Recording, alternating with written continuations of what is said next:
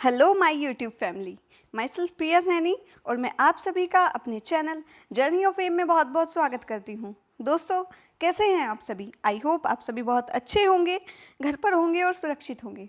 Guys, आज मैं आपके लिए बहुत ही इंपॉर्टेंट टॉपिक पर एक वीडियो लेकर आई हूँ। ये जो वीडियो है, इसका टॉपिक है भारत के विकास में बैंकों की भूमिका। कि जो भारत का डेवलपमेंट हो रहा है, धीरे धीरे वो विकासशील देशों से निकलकर विकसित देशों की ओर बढ़ रहा है। तो उसमें जो हमारे बैंक हैं, उनका क्या योगदान है, उनका क्या रोल है, तो उसी के ऊपर आपको ऐसे लिखना है। तो गाइज, काफ़ी इंपॉर्टेंट टॉपिक है। आई होप आपके लिए, सभी के लिए बहुत बेनिफिशियल होगा। और दोस्तों, अगर आपको मेरे द्वारा बनाई गई सारी वीडियोस पसंद आती हैं तो प्लीज़ आप सबसे यही विनम्र निवेदन है, एक विनती है कि प्लीज़ चैनल को सब्सक्राइब करें, वीडियो को लाइक करें और ज़्यादा से ज़्यादा शेयर कर मुझे अपना सपोर्ट दें। इससे ज़्यादा मुझे आपसे कुछ नहीं चाहिए, बस आप इतना मुझे सपोर्ट कर दीजिए। दोस्तों, अगर आपको किसी इंपॉर्टेंट टॉपिक पर वीडियो चाहिए तो आप मुझे कमेंट बॉक्स में कमेंट कर बता सकते हैं कि मैम हमें इस टॉपिक पर ऐसे चाहिए, पोएम चाहिए या स्लोगन चाहिए। तो अगर वो इम्पोर्टेंट टॉपिक है तो मैं उसके ऊपर आपके लिए वीडियो ज़रूर लेकर आऊँगी। तो गाइज़, स्टार्ट करते हैं आज ये वीडियो। भारत के विकास में बैंकों की भूमिका, कि जो भारत है उसके विकास में बैंक की क्या भूमिका है। जैसे कि मैं आपको टॉपिक पूरा समझा चुकी हूँ। अब देखिए, आपका आएगा इंट्रोडक्शन पार्ट, जिसे आप प्रस्तावना कहते हैं। प्रस्तावना आपके निबंध की इतनी बेहतरीन होनी चाहिए कि एग्जामिनर जैसे ही पढ़ना स्टार्ट करे, मानो वो खुद को अंत तक पढ़ने के लिए रोक ना पाए। तो इस तरीके से आप अपने निबंध की शुरुआत करें। तो भारत एक ऐसा देश जो कि प्राचीन समय से अपनी आर्थिक स्थिति के कारण सोने की चिड़िया कहलाता है। ब्रिटिश शासन होने के उपरांत भारत सोने की चिड़िया के स्थान पर एक वक्त रोटी, कपड़ा, मकान के लिए तरसने लगा था। भारत, जैसे कि आप सभी जानते हैं कि प्राचीन समय में इतना संपन्न था कि सोने की चिड़िया इसको कहा जाता। लेकिन जैसे ही यहाँ पर ब्रिटिश आए, उन्होंने यहाँ पर इस तरह से कह सकते हैं कि भारत को निचोड़ दिया कि यहाँ पर खाने के लिए 2 वक्त की रोटी नहीं थी, लोगों के पास कपड़ा नहीं था, मकान नहीं थे, उसके लिए तरसने लगे थे। 15 अगस्त 1947 को सैकड़ों वर्ष के दमन, अत्याचार, शोषण से आज़ाद भारत स्वतंत्रता की दहलीज पर खड़ा हो गया। मतलब 15 अगस्त 1947 को भारत बहुत सारे जो ये शोषण उनके ऊपर हो रहे थे उससे आज़ाद हो गया। भारत स्वतंत्रता की दहलीज पर खड़ा हो चुका था। भारत ब्रिटिश सत्ता से ही आज़ाद हो चुका था, किंतु इतनी कमज़ोर दीवार के समान तो खड़ा था जो कभी भी ढह सकती थी। मतलब भारत आज़ाद तो हो गया था, लेकिन इसकी स्थिति ऐसी थी जैसे कोई कमज़ोर दीवार खड़ी होती है और एक हवा का झोंका आए तो वो ढह जाती है। तो इस तरह ही भारत था। आज़ादी की बाद से भारत ने सभी क्षेत्रों में खुद को आत्मनिर्भर बनाने की दिशा में सार्थक कदम उठाए।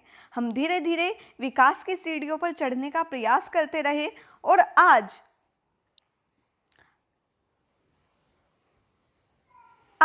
भारत विश्व की महान शक्ति के रूप में शामिल हुआ।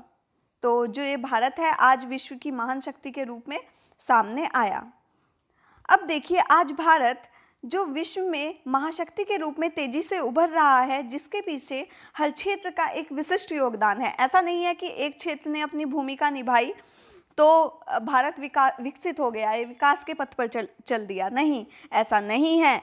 इसके लिए हर क्षेत्र की अपनी महत्वपूर्ण भूमिका रही है। अब इसी से रिलेटेड दोस्तों, मैंने एक कोटेशन लिखी है। देखिए दोस्तों, कोटेशन मैं खुद बनाती हूँ। अगर आपको पसंद आए तो आप यह भी लिख सकते हैं और आप खुद भी बना सकते हैं।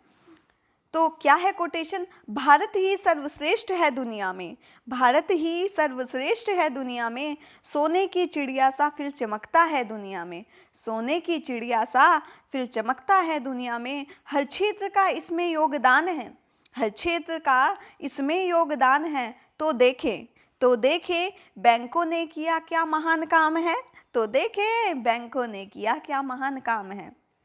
तो इस तरीके से अगर आप बीच बीच में अपने ऐसे की कोटेशन डालेंगे तो दोस्तों आपका ऐसे वाकई ही बहुत इफेक्टिव होगा।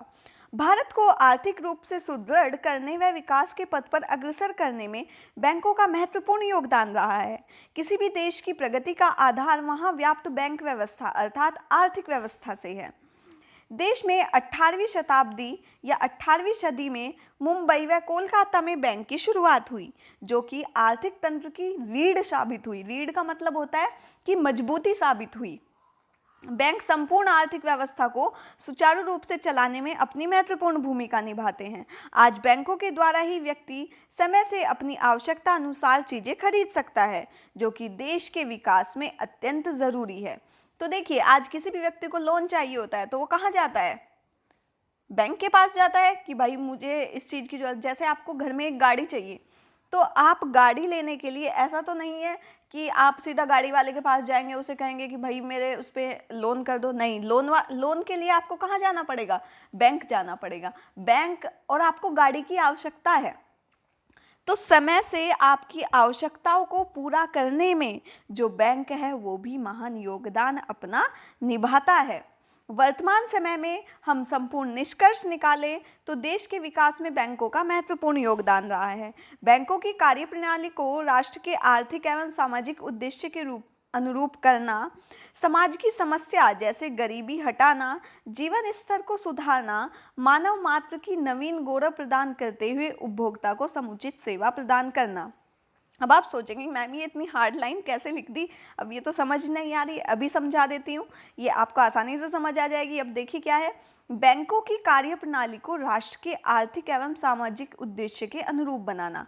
मतलब जो बैंक की कार्यप्रणाली हो वो ऐसी हो जो कि समाज के उद्देश्य के रूप में हो, समाज की सारी आवश्यकताओं को पूरी कर रही हो, समाज की समस्याओं को हटाना, जैसे गरीबी बढ़ रही है उसको कम करना, जीवन स्तर को सुधारना और मानव मात्र की नवीन गौरव प्रदान करना और उपभोक्ताओं को समुचित सेवा प्रदान करना। मतलब जिस भी ग्राहक को जिस समय जिस चीज़ की ज़रूरत हो वो उसे खरीद सके। और खरीदने के लिए किसकी आवश्यकता होती है? धन की आवश्यकता होती है। और धन कहाँ से मिलता है? बैंक से मिलता है। तो इसके लिए मैंने ये लाइन आपके ऐसे में ऐड की है। राष्ट्र व समाज के साथ बैंकों का घनिष्ठ संबंध है। बैंक ग्राहक सेवा के साथ ही समाज सेवा करते हैं। मानव का आर्थिक, सामाजिक तथा राजनीतिक विकास बैंक से ही जुड़ा हुआ है। अतः उपयुक्त विवरण के आधार पर हम कह सकते हैं कि जब सामान्य मानव की सेवा में बैंक तत्पर रहता है तो इसी मानव से बना राष्ट्र बैंक द्वारा ही विकास कर पाया है। अब देखिए, जो राष्ट्र है ऐसा तो नहीं है कि एक व्यक्ति से बन गया। जो राष्ट्र है वो अनेकों मानव से मिलकर बनाया है, बहुत सारे आदमियों से मिलकर बनाया है। तो अगर एक आदमी का जो बैंक सेवा कर रहा है तो धीरे धीरे सभी आदमी एकजुट होकर उसके लिए तत्पर हैं और राष्ट्र का निर्माण कर रहे हैं। तो इस तरीके से जो बैंक है वो राष्ट्र के निर्माण में भी अपनी भूमिका निभा रहा है। देश में निरंतर विकास होने का प्रमुख बिंदु बैंक ही है। और अंत में दोस्तों आप एक कोटेशन लिखेंगे। अंत में जब आप ऐसे अपने एंडिंग अच्छी करेंगे तो उसके +0.5 आपको नंबर ऐसे में ज़रूर मिलते हैं। तो देश के विकास में है बैंकों का योगदान, देश के विकास में है बैंकों का योगदान। यूं ही नहीं भारत बना महान, यूं ही नहीं भारत बना महान। तो इस तरीके से जो भारत एक महान देश है, इसके महान होने के पीछे हर क्षेत्र की अपनी महत्वपूर्ण भूमिका है, हर व्यक्ति की अपनी महत्वपूर्ण भूमिका है। तो दोस्तों ये आपका ऐसे था। आई होप आपको ऐसे पसंद आया होगा।